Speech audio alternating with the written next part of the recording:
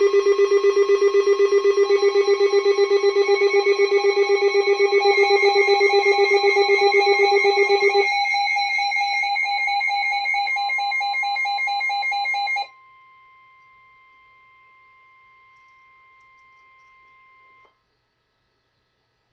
National Weather Service in Wilmington has issued a flash flood warning for southwestern Greene County, southern Montgomery County until 6 p.m.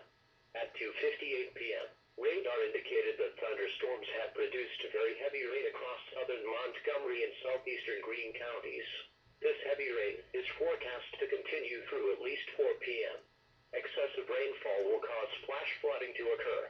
Some locations that could experience flooding include Kettering, Miamisburg, Centerville, Germantown, West Carrollton, Xenia, Roxana, and Spring Valley. Move to higher ground now. Act quickly to protect your life.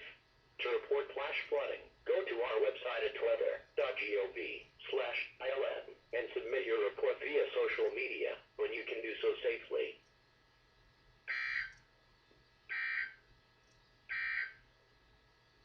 Now for the